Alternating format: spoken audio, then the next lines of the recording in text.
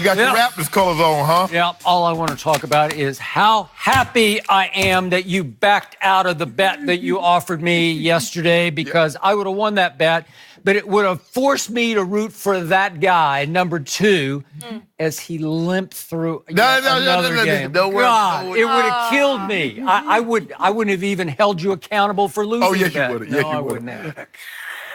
Well, Nick, your other God. Breakfast of Champions. We've heard it before. We're going to get to that. But on today's show, we got a lot more to talk about. Is there a chance Kevin Durant could stay in Golden State?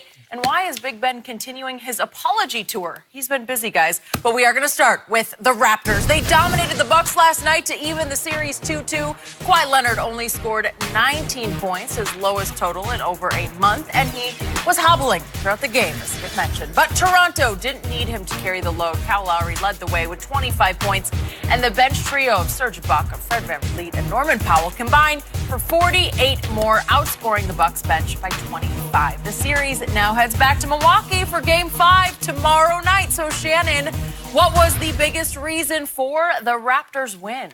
The supporting cast showed up. You mentioned Norman Powell, Serge Ibaka, and VanVleet. 3 guys scored 48 points off the bench, Skip. Everybody was aggressive last night. You look at Kyle Lowry, he had 25 points on 11 shots, which tells you he's very aggressive. He's getting to the free throw line. He was perfect from the free throw line.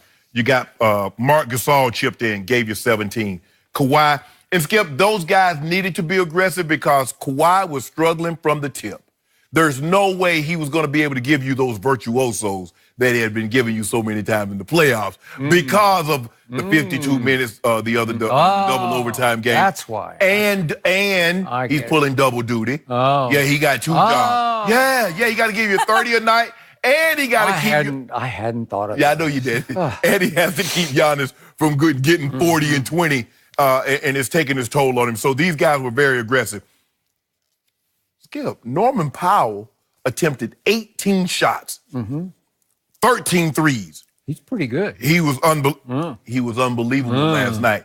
Gave him 18 points, hit some huge. Skip, I knew it was over when VanVleet pulled up from about 29 and banked the 3 in that hit like 4 or 5 times, and then it carried on. You know what that rim is? It's the say. magic rim. It's on that left end at Toronto. It reminded me of that. What was that shot that... The shot heard around the world? Yeah. The shot that bounced around the world. It bounced all around the world, and it fell in by accident. Luckiest shot. You still upset about that one, Skip? Well, Look, who wouldn't be? These guys needed to be aggressive. They needed to help Kawhi because Kawhi was struggling from the tip last night.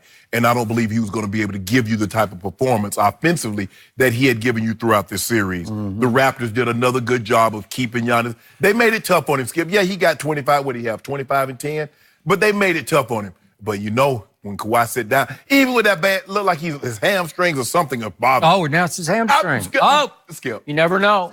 No, not his hamstring. I mean Kawhi. No, I meant quad. You meant quad. Oh, okay. I thought we were doing another mysterious injury. No, I'm saying. Yeah. But even with that. He's got that thigh bruise going. I don't know. I say it's his quad. Tendinosis. Tendinosis. Yes. Still? Okay. Even with the injury, and he seemed to be laboring, his body is failing him.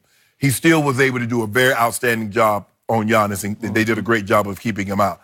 But, you know, Skip, I'm concerned with Kawhi's health. Look, this is what we know. We know the game's going to go 6 games. We know the series is going at least 6. The question is, played 34 minutes last night. What happens if those minutes have to tick up? He has to get into that 38, that 40 percentile, or they have an overtime game and they have to go mid-40s. That's concerning for me. But the bigger question is, Milwaukee says, you know what? We have home court. All we have to do is hold serve. We don't have to do anything else but win our home games, and we're going to the NBA Finals. The question is, can Toronto package what they got from those 3 guys, Ibaka, VanVleet, and Norman Powell? Can they package that and take it to Milwaukee? We'll find out. We will. So are you amending your prediction of Bucks in 6? Nope. You're sticking with it. So that means they're going to come back and win Game 6, right? Because I believe Kawhi, Skip, I don't know. Kawhi didn't look good last night. You know it too now, Skip. You be fair. Be honest with me, man. I'm going to be so honest.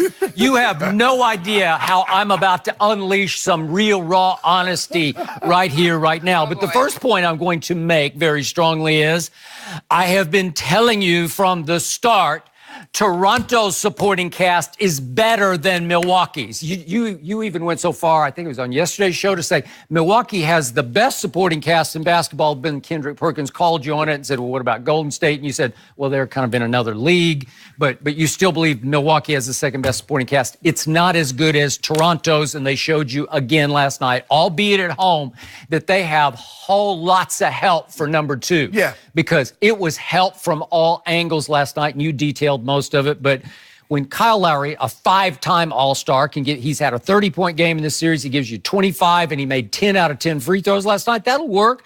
Norman Powell, I've always liked. I've talked about him on the show before. He gives you 18 and gave you 4 threes last night. I know he took a lot of shots, but still, I don't mind him taking shots because, he's not afraid of this stage. Ibaka, finally, he'll come and he'll go. He'll disappear, but when he gives you 17 and 13, you got a chance. You can live with it. And Gasol gave you 17 more and a team-leading 7 assists, and he's kind of turning into their point center because a lot of the actions they run off him. Correct. And then Van Vliet, you've been all over him, and you know what? He had his second child, they said, the day before, and he got it out of his system, where he made peace with all that, and then he came back, heaved a big sigh of relief last night and said, okay, now I can play. And he gives you 13 and 6, and he actually brought the game home in the fourth quarter. He was actually the closer with 7 points.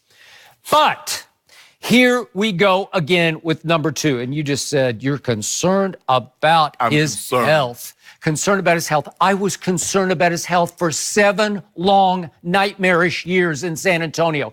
This is San Antonio all over again, and I had to watch my worst nightmare right before my eyes last night because here we went again with, obviously, Toronto's medical staff, a la San Antonio's medical staff, could find nothing wrong enough with him to even put him on the injury report before the game. Not listed. That guy on the injury report. And then what happened? Right away, he's limping and gimping and wincing. Say he's faking. You say he's faking. I don't know what he's doing. Yeah, I do. I think he's exaggerating because they found nothing wrong with him. His coach said nothing was wrong with him. His coach actually gave him after the game, he's been tired. Some of the Raptors said he's been hobbled. Well, then help me out. You know what the clincher to all this was on faking, if we want to go all the way to faking? What happened with 7:23 left in the basketball game last night? No, what happened was Nick Nurse put number 2 back in the game. Guess what the score was at that point? They were up 16 points. It's a blowout, and he puts him back in the game. Why would he put him back in the game if he's hurt? You're concerned about his health. What if he's tired? Charles Barkley said at halftime, he's just out of gas. I'm saying it's the conference finals. You can't be out of gas at this stage of this basketball season where you got a chance, as he said after the game, to do something historical for your new Toronto Raptors, right? Why would you put him back in the game if he's hurt and out of gas? Why? Because he's not. Nick Nurse is telling you he's not hurt and he's not out of gas. I'm putting his butt back in the game. Thank you very much. Can I answer the question? Period. End of story. You can talk all you want, but the conversation just ended with that move right there. Thank you. Let me tell you why they put him back in the ball game. Okay. If I'm not mistaken, Portland had a 17-point lead, an 18-point lead, and a 17-point lead. Do you believe a 16-point lead is safe? Were they playing Golden State last night? Hold on. No. Hold on. No. Golden State had a 31-point lead. Well, you can have all that, but still, if your guy is hurt or if he's just flat, his tank has run dry, then you're not going to put him back in the game. You're just going to hope that all of your supporting cast, which has risen and shown last night, can get you home. Right. Okay. And the thing, but here's the thing, Skip. You look at his shots. He took 13. Marc Gasol took 11. Kyle Lowry took 11. Ibaka took 12. Powell took 18. That's saying something. When a guy's normally taking 26, we've seen him take 39, 38, and all of a sudden he goes from taking that volume of shots to all the way down to this, and you think nothing's wrong? Because they all knew they were going to have to carry him last night, and they did, right before your very eyes. Right. And then what happened right on schedule? all of a sudden the TNT commentators, I know you don't listen to the sound, but they just leap aboard the poor number 2 bandwagon and, he has no explosion. He has no lift. And I keep seeing explosion, and I keep seeing lift, and I keep seeing wincing, and I keep seeing limping. And I'm saying, how is that possible? Twice Gasol gave him the little nod on backdoor cuts, and he just explodes in the basket and slams it. And I'm saying, that looks pretty good to me. That doesn't look concerned with health. I mean, he to can me. summons it from time to time. Oh, from but time he don't to have the time. normal game. Oh, I see. Okay, so every once in a while he just sucks it up and makes miracles happen, right? It's no miracle. It's just, look, I'm going to tell you what happened. I suffered with this for 7 years, and I saw what happened because he always had something. It was his elbow, it was his shoulder, it was his knee, it was his thigh, it was his ankle, it was his foot, it was his hand. It was always mysterious, and it was always listed as some quirky, mysterious, vague something on the injury report because they never knew exactly what it was. Skip, he's a little banged up all the time. Yeah, he's always a little banged up. So here's the truth of what happened 2 years ago in San Antonio. The God's truth.